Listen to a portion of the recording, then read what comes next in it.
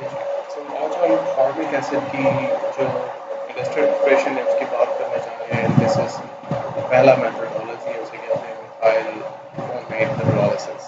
ठीक है, सो हम सबसे पहले फॉर्मिक एसिड हासिल कर सकते हैं by using methyl formate hydrolysis.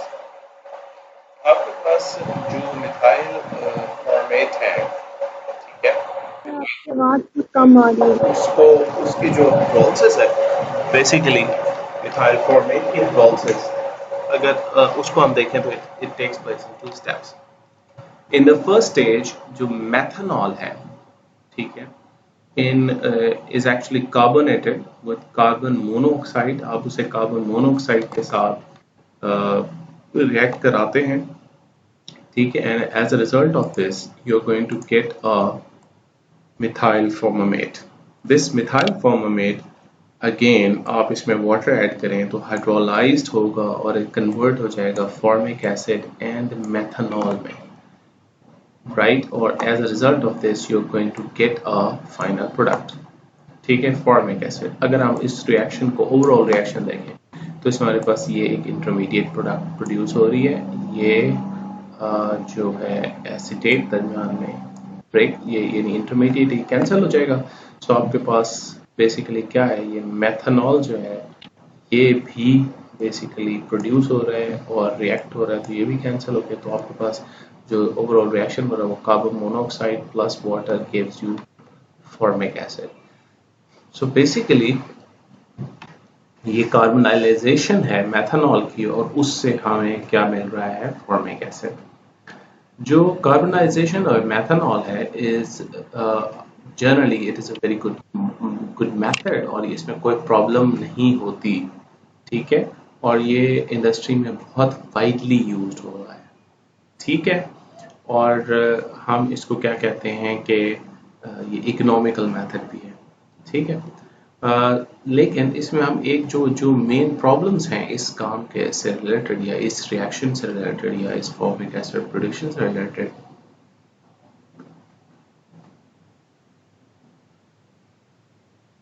वो है बेसिकली वर्कअप।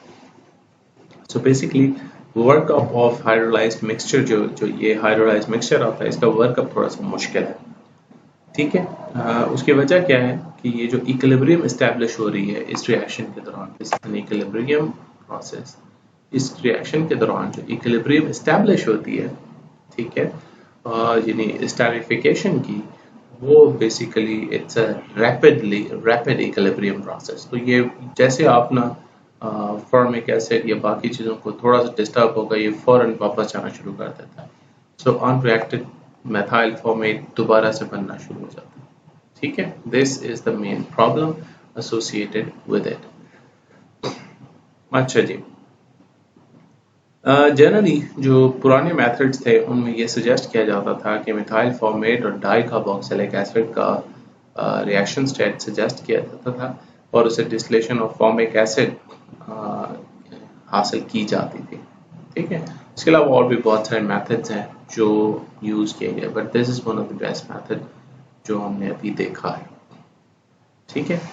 इंडस्ट्रियल मेथड जितने भी जो हमने देखा है मिथाइल फॉर्मेट की हाइड्रोलिसिस में, उसमें हमारे पास मेन चीज़ क्या है, आइसोलेशन ऑफ फॉर्मिक एसिड। और आइसोलेशन ऑफ फॉर्मिक एसिड को डेवलप किया गया दो मेथड से, एक कंपनी थी this is called the Nord process और दूसरी कंपनी थी BASF। तीसरी जो है वो हेल्कन साइंटिफिक डिज़ाइन है। चौथी scientific research institute for chlorine industry of the mining of the ministry of the chemical industry etcetera. ये है जिन्होंने बेसिकली कार्बोनाइजेशन में जो है ना वो बेसिक हाइड्रोलिसिस के बाद जो जो, जो आपके पास फॉर्मिक एसिड उसको सेपरेट किया। अब इसका बेसिक प्रिंसिपल हम देखते हैं कि कार्बोनाइजेशन ऑफ मेथनॉल को हम देखने जा रहे हैं। सबसे पहले जो ऊपर चार मेथड्स डिस्कस किए गए हैं, ठीक है, that involves the carbonization of methane in a liquid phase with carbon monoxide in the presence of basic catalyst। ये देखें जी, ये है मेथनॉल, ये है कार्बन मोनोऑक्साइड और ये हमारे पास बना है मिथाइल फॉर्मेट, ठीक है। ये जो जो रिएक्शन है, ये in the presence of basic catalyst किया जाता है और ये लिक्विड फेज में किया जाता है। ये रिएक्शन, ये जो रिएक्शन है, ये सबसे पहले BASF ने 1925, ये जो कंपनी है इसने सबसे पहले डिस्क्राइब किया, और इसमें जो कैटलिस्ट यूज किया गया वो सोडियम मेथॉक्साइड था। पोटाशियम मेथॉक्साइड भी इसमें यूज किया गया, पोज किया गया। इट इज, उसकी वजह यह है कि it is more soluble in methyl format and give a higher reaction rate। ठीक है, although ये हुआ कि high pressure were initially preferred, carbonization is carried out in new plant at a lower pressure। शुरू में ज्यादा प्रेशर रखा गया, बाद में लो प्रेशर पे प्लांट्स आ गए। इस रिएक्शन के दौरान जो रिएक्शन टेम्परेचर था और कैटलिस्ट कंसंट्रेशन थी must be increased to achieve acceptable conversion. ठीक है, so according to this data हम ये कहते हैं कि जो प्रेशर है 4.5 MPa 80 degree centigrade, 2.5% mole weight यानी weight percentage of sodium methoxide, जो है ये कंडीशंस हैं to convert the methanol and carbon monoxide into methyl formate after 95% carbon monoxide, 95% carbon monoxide but only about, ठीक है, इसमें आप ये याद रखिए कि इसमें 95% कार्बन मोनोऑक्साइड रखती है, जबकि मेथनॉल 30% होनी चाहिए। ठीक है, ये कन्वर्ट होगी। जब ये आप कंडीशन प्रोवाइड करते हैं तो इसमें 95% कार्बन मोनोऑक्साइड कन्वर्ट हो जाती है और 30% क्या होती है, 30% मेथनॉल कन्वर्ट होती है। ठीक है, सही है। सो बेसिकली ये एक ओवरऑल रिएक्शन है and it is an equilibrium process. ठीक है, अब जो रिएक्शन रेट है वो can be increased by rise in temperature. ठीक, and carbon monoxide partial pressure and catalyst concentration, ये तीन चीजों से हम रेट ऑफ रिएक्शन को राइज कर सकते हैं, टेम्परेचर बढ़ा के, कार्बन मोनोऑक्साइड का प्रेशर बढ़ा के, या कैटलिस्ट कंसंट्रेशन बढ़ा के। ठीक है, या interface between gas and liquids. ठीक है, सो ये इक्वेशन है जो इसको एक्सप्लेन करती है। R इज इक्वल टू से e की power minus e over R is C PCO। So R is reaction rate, this is reaction rate, C is proportionality constant, A is interface of the gas and liquid, E is activation energy, ठीक, R is gas constant, T is temperature, ठीक, and so on, and this PCO is a generally a what partial pressure of pressure of oxygen of carbon monoxide।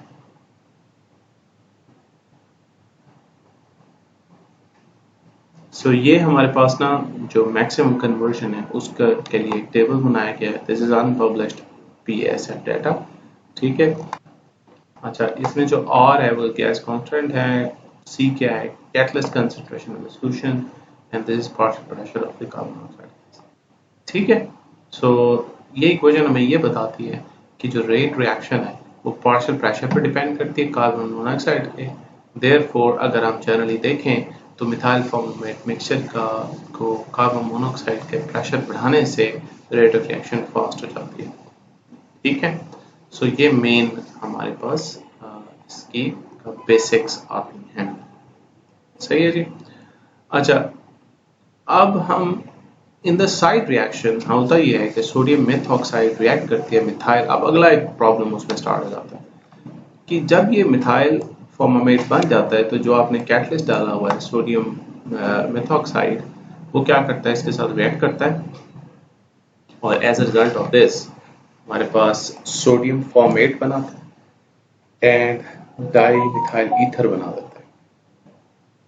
और जो the substances used in this process should be anhydrous, उसमें पानी नहीं होना चाहिए, otherwise जो sodium format है वो प्रेसिपिटेट होगा और इंक्रीज ऑफ एक्सटेंट स्टार्ट हो जाएगी। फॉर एग्जांपल अगर आपने इसमें पानी ऐड किया तो ये और तेजी से बनना शुरू हो जाएगा। ठीक है, sodium formate is sparingly considerably less soluble in methyl formate than in methanol। So जो risk of blockage है या इंक्रिस्टेशन है due to the precipitation of sodium formate, इसको आप रिड्यूस कर सकते हैं बाय एडिंग पॉलीइथिलीन ग्लाइकोल। अब इशू ये है कि सोडियम फॉर्मेट जो है वो लेस सॉल्युबल है, ठीक है, in methyl formate. So as in methanol, तो as a result of then in methanol, as a result of this वो blockage generate होना शुरू हो जाएगी, यानी precipitation start हो जाएगी। इसको खत्म करने के लिए पॉलीइथिलीन ग्लाइकोल हम डाल देते हैं, ठीक है। कार्बन मोनोऑक्साइड जो इस प्रोसेस में यूज होती है उसमें small amount of carbon dioxide, ठीक है, must contain small amount of carbon dioxide, otherwise catalytic inactive carbonate जो वो is precipitated out, ठीक है। अब बेसिक कैटलिस्ट जो होता है वो रिएक्शन को रिवर्स कर सकता है, ठीक है, may reverse the reaction. Methyl formate decompose into methanol and carbon monoxide, therefore undecomposed sodium methoxide, it means methyl formate maybe it is neutralized. तो